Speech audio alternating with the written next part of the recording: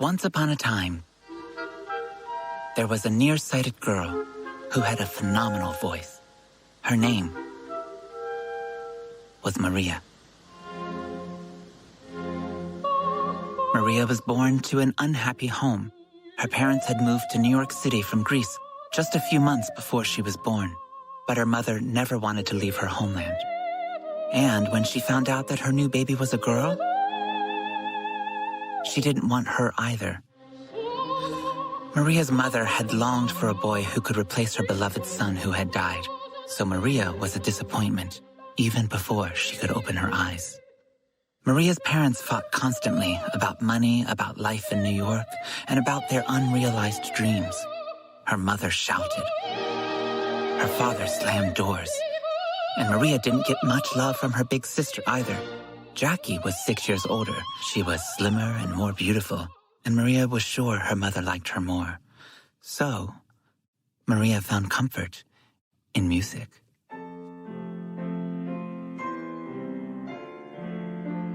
Her family had a gramophone, and her mother had a collection of opera records. Maria listened to opera incessantly.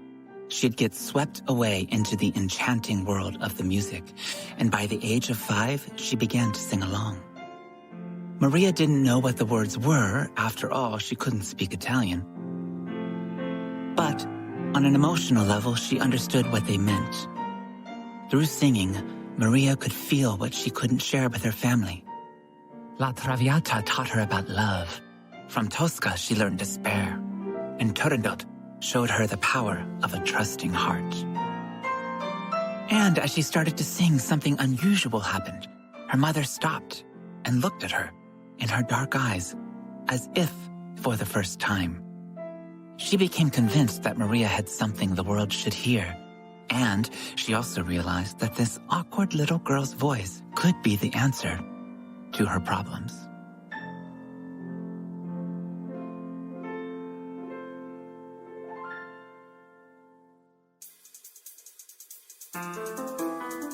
I'm Our Lady J, and this is Goodnight Stories for Rebel Girls. A fairy tale podcast about the extraordinary women that inspire us. This week, Maria Callas.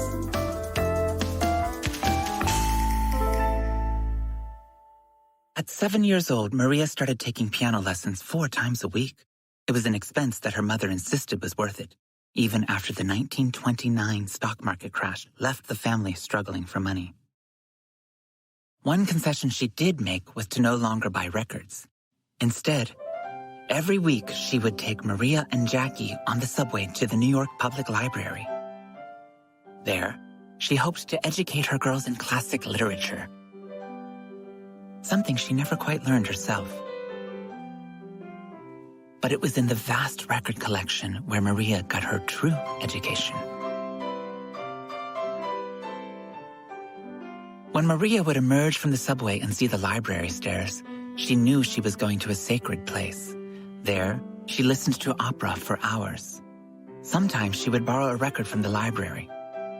Riding home on the crowded subway where other kids held their mothers' hands, Maria hugged the record, guarding it with her life.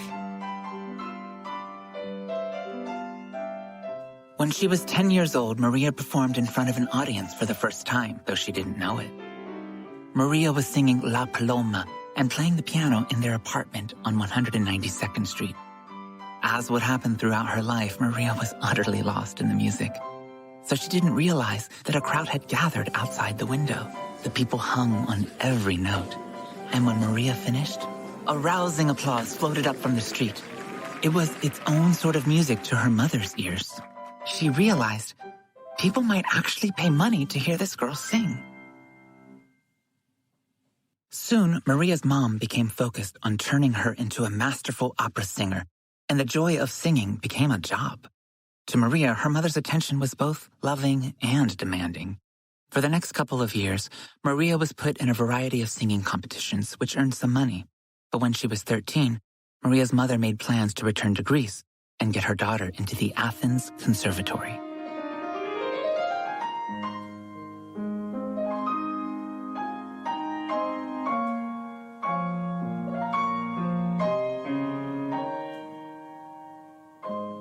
In 1937, Maria and her mother boarded the luxurious Italian ocean liner, Saturnia, and left New York for Greece. Maria was excited to get to her parents' homeland. The crystal blue water, the white buildings, the olive trees had all filled her imagination. As for leaving New York, since Maria had no friends, she didn't feel the kind of loss that another 13-year-old girl might feel. Besides, maybe life in Greece would be better.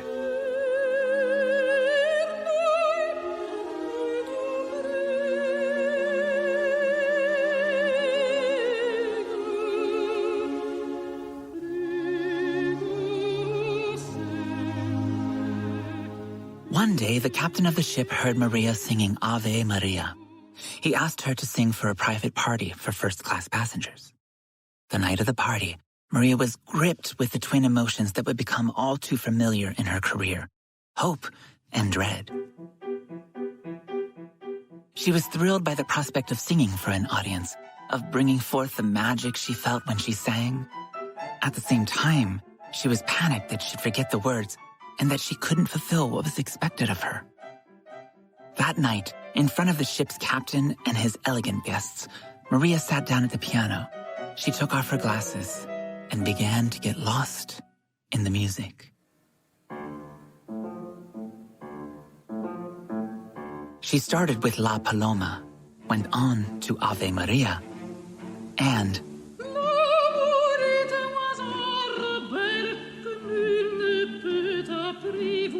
she ended with Habanera, an aria from Carmen.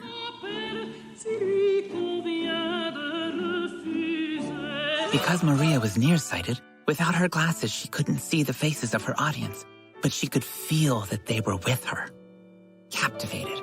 And so, as she reached a crescendo in the final aria, she plucked a carnation from the vase on the piano and tossed it to the captain with a flourish.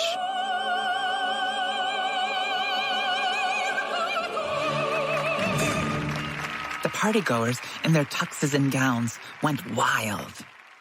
Maria was more than a mesmerizing voice. She was a natural performer. In Greece, Maria's mother wasted no time. Not yet ready for the older, more reputable Athens Conservatory, Maria auditioned for a teacher with the Greek National Conservatory. The teacher was taken with this little bespectacled girl with pimples and a passionate voice. She helped Maria's mom convince the school that she was actually 16 years old instead of 13, and her formal studies began.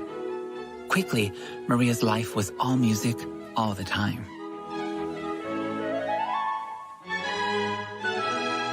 Before Athens, the drive and ambition to be a world-class opera singer came from her mother. Now, it was coming from inside of Maria.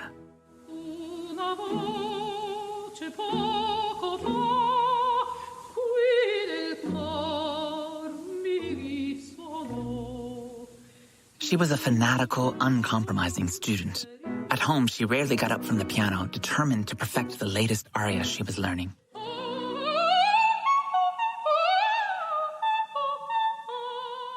But she was also terribly anxious and insecure. She had a bad habit of biting her nails when she wasn't singing. She didn't carry herself with the sort of confidence that an opera singer needed to command attention. Maria still compared herself to her sister. She felt clumsy and avoided eye contact. She was shy around strangers. All things that her biggest mentor would soon address.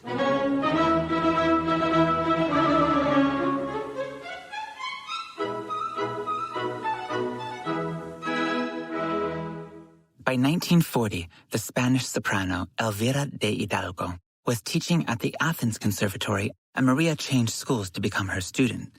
De Hidalgo saw in this young girl a raw, passionate talent and an untapped intellect who understood music at a deep level. De Hidalgo had the bel canto technique, a lyrical style of singing that was quite technical, which she taught Maria. Every day, she would go to Elvira de Hidalgo's studio first thing in the morning and stay till 8 at night. Maria would sit in on all the other students' lessons, learning as much from watching others as from singing herself. There, she learned to play her voice, much as she learned to play the keys of a piano. Soon, her mind was filled day and night with the runs, the rhythms, and the phrasing of the bel canto operas. With De Hidalgo, Maria also learned to embody the characters in the operas. She learned how to carry herself, how to dress, how to believe in herself as the hero of the story at the heart of the music. She stopped biting her nails and started using her long hands to draw the audience in. She held her chest. She stretched out her arms. She had transformed from a clumsy, ugly duckling to a graceful, audacious swan who commanded attention the moment she took the stage.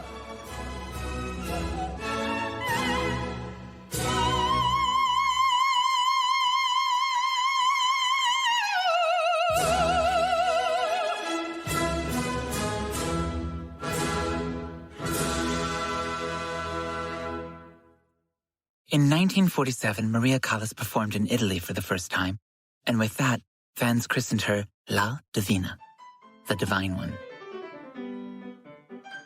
It was a name that stuck, but the love wasn't immediate or universal. In Italy, the birthplace of opera, fans are as passionate about opera singers as they are about soccer teams, and for purists, Callas didn't fit. Her vocal style was about the emotional truth of the music.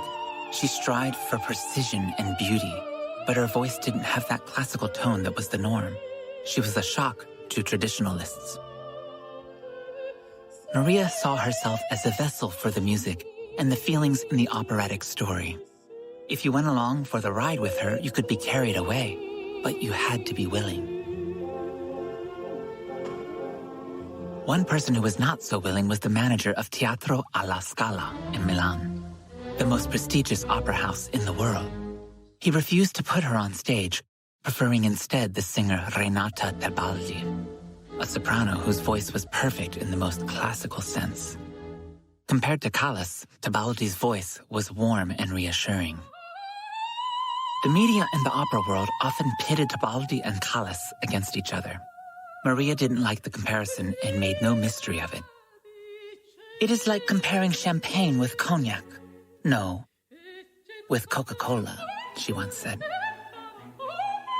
In some ways, she didn't see herself in the same class as Tebaldi. Maria could sing mighty, dramatic declarations on a Wednesday and switch to cheery, romantic arias on a Thursday. No other soprano alive at the time was doing that. So why compare her to anyone?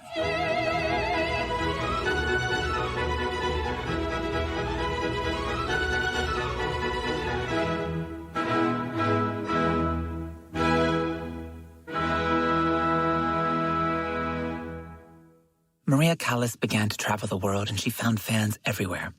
People would stand in line for days, even camp out on sidewalks just to sit in the upper reaches of the balcony if they got the chance to see La Divina. Members of the orchestra, who usually stay seated, would rise in applause at the end of a Callas performance. Finally, after she had proven herself in other great cities, Maria was offered the opportunity to debut on the stage at La Scala. It was an honor because Milan regards opera as a religion, where opening night of the opera season was a sacred event. It was December 1951. 2,000 people filled the magnificent theater. The anticipation was palpable. When Maria Callas came out on stage, it was her greatest challenge to stay present and confident. That night, she sang Verdi's opera I Vespri Siciliani.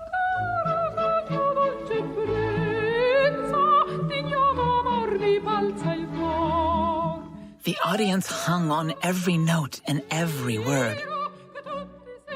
Her voice carried them away to a place full of passion, rage, joy, and love. She was everything the city of opera lovers could have hoped for.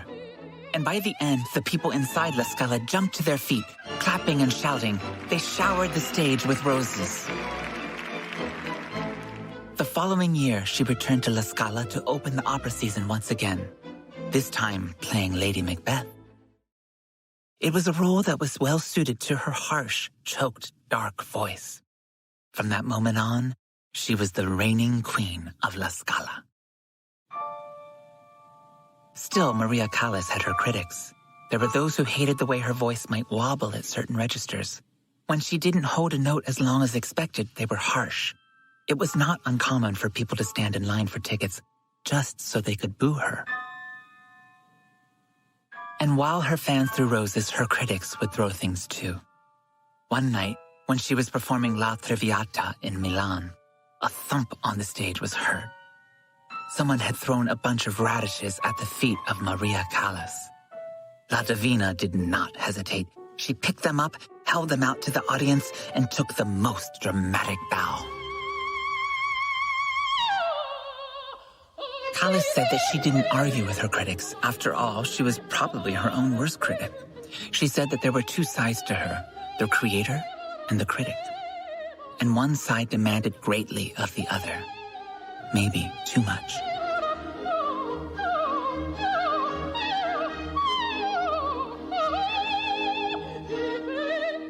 By the mid-1960s, Maria was losing her love of performing. Her relentless perfectionism was sucking all of the joy out of it. Maria could practice one phrase of a song over and over and over again for an hour, and if it wasn't better than the last time she sang it, she'd practice some more. She would say that the art is to give what's most difficult with the greatest ease. That's great art. By 1965, the ease was gone, and so was the art. The voice would not obey her any longer.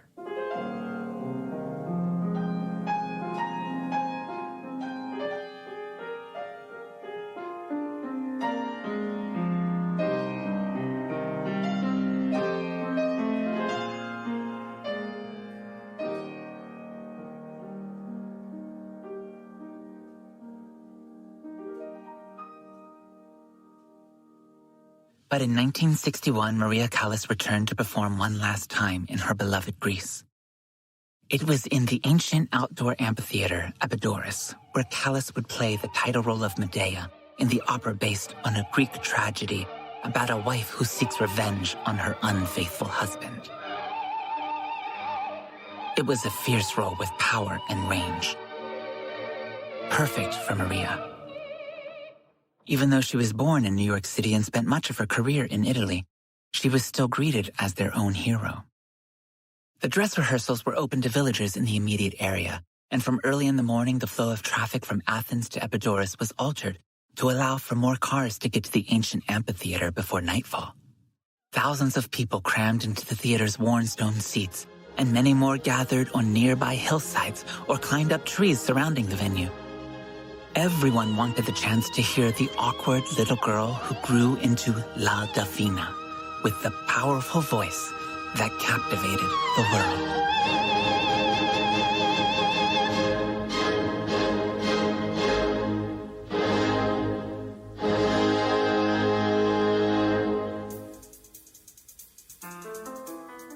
Hi, I'm Monse from Mexico. Hi, I'm Ella from Brooklyn. Today's episode was hosted by writer, producer, and performer, our Lady J. She currently writes and produces for Amazon's Transparent, as well as the upcoming FX musical series Post. This podcast is produced by Elena Favilli and Francesca Cavallo, with writing and operations support by Elyssa Dudley and Darby Maloney. Sound design and original theme music are by Elettra Bargiacchi.